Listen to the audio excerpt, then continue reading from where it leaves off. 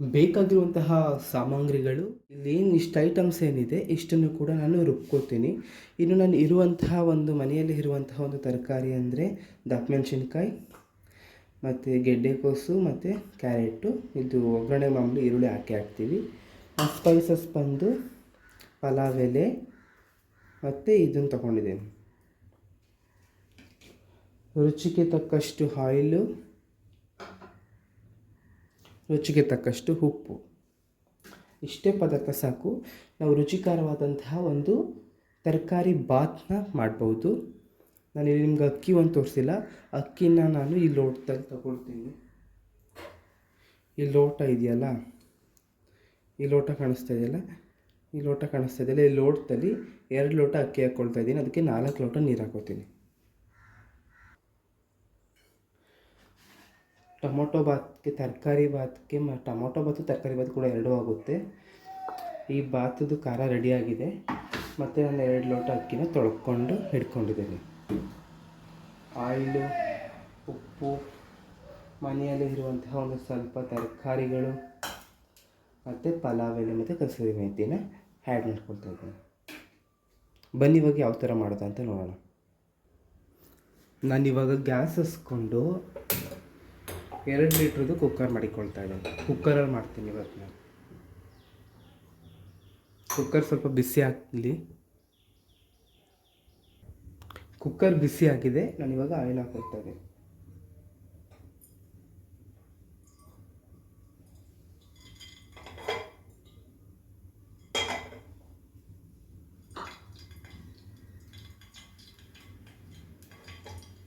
Oil ಬಿಸಿ ಆಗಬೇಕು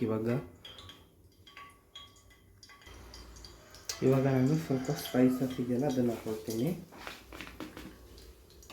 ಹಾಕ್ಕೊಂಡು ಮತ್ತು ತರಕಾರಿನೂ ಕೂಡ ಹಾಕ್ಕೊಳ್ತೀನಿ.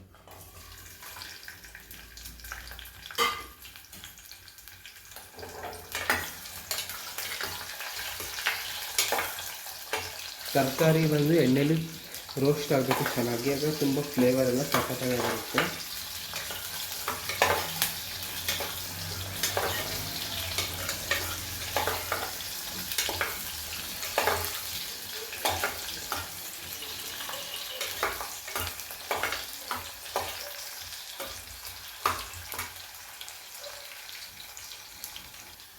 ತರಕಾರಿ ಫ್ರೈ ಆಗಿದೆ. ಇವಾಗ ನಾನು ಆಡ್ಸ್ಕೊಂಡಿರೋ ಮಸಾಲೆ ಹಾಕೋತಾ ಇದ್ದೀನಿ.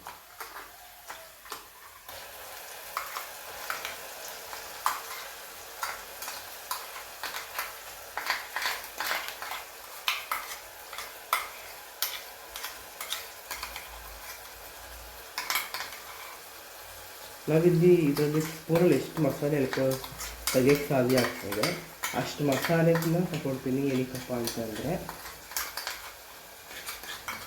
ಮಸಾಲೆ ಬಂದು ಎಣ್ಣೆಲಿ ಫ್ರೈ ಆಗಿ ಹಸಿ ವಾಸನೆಯಿಂದ ಹೋಗಬೇಕು. ಆಮೇಲೆ ಬೇಕಾದ್ರೆ ಇದಕ್ಕೆ ವಾಟರ್ ಹಾಕ್ಕೊಂಡು ನೀರು ಇದು ಮಾಡ್ಕೋಬೋದು.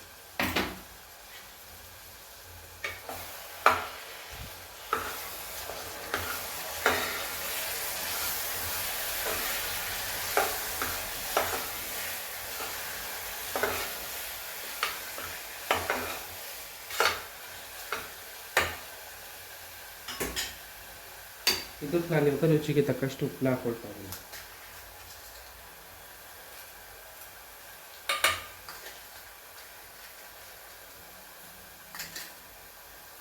ಒಂದು ಸ್ಪೂನ್ ಹಾಕ್ಕೊಂಡಿದ್ದೀನಿ.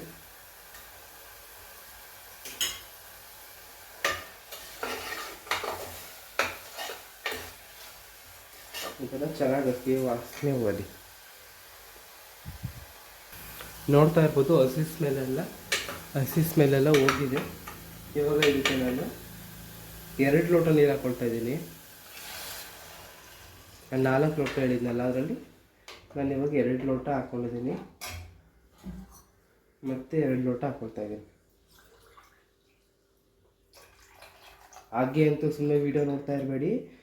ಸಬ್ಸ್ಕ್ರೈಬ್ ಮಾಡಿ, ಲೈಕ್ ಮಾಡಿ, ಕಮೆಂಟ್ ಬಾಕ್ಸಲ್ಲಿ ನಾನು ಮಾಡುವಂತಹ ಅಡುಗೆ ನೆಕ್ಸ್ಟ್ ನಿಮಗೆ ಏನು ಬೇಕೋ ಅದನ್ನು ತಿಳಿಸಿ.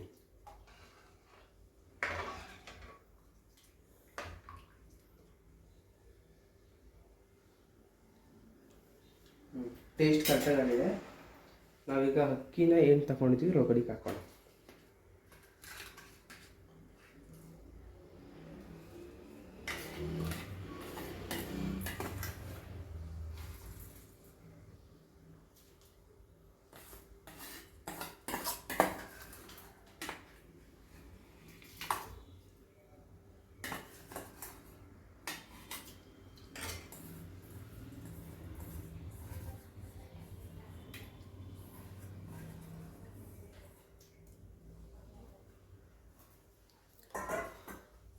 ಅಕ್ಕಿನ ಹಾಕ್ಕೊಂಡು ಒಂದು ಸಲ ಹಿಂಗೆ ಮಿಕ್ಸ್ ಮಾಡಿಬಿಡ್ತೀನಿ. ಮಿಕ್ಸಿಂಗ್ ಆದಮೇಲೆ ಕುಕ್ಕರ್ ಮುಚ್ಚಳಕ್ಕೆ ಹಾಕ್ಕೊಂಡು ಕವರ್ ಮಾಡಿಬಿಟ್ರೆ ನಿಮ್ಮ ಬಾತು 1-2 ವಿಸಲ್ ಕೂಗಿಸಿದ್ಮೇಲೆ ಅದ್ಭುತವಾಗಿ ಆಗಿರುತ್ತೆ. ಬನ್ನಿ ಕೂಗ್ಲಿ ಅದು ಕುಕ್ಕರ್.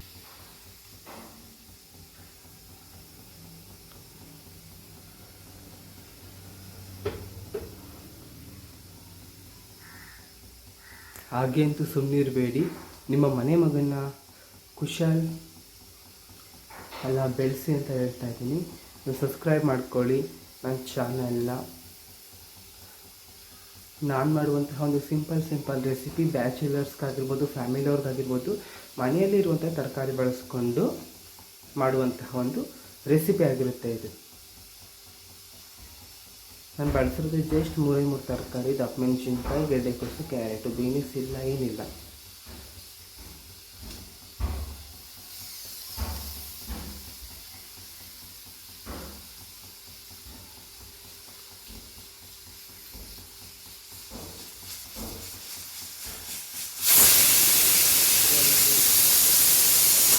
ಒಂದು ವಿಸಲ್ ಕೂಗಿಸ್ಕೊಂಡಿದ್ದೀನಿ, ಈಗ ಇನ್ನೊಂದು ವಿಸಲ್.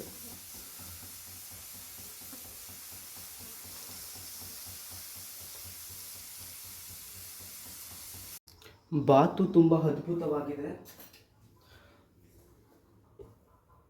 ಹಲೋ ಫ್ರೆಂಡ್ಸ್, ನಾನು ತಯಾರಿಸಿರುವಂತಹ ಒಂದು ಟೊಮೊಟೊ ಬಾತ್ ರೆಸಿಪಿ ತುಂಬ ಅದ್ಭುತವಾಗಿದೆ.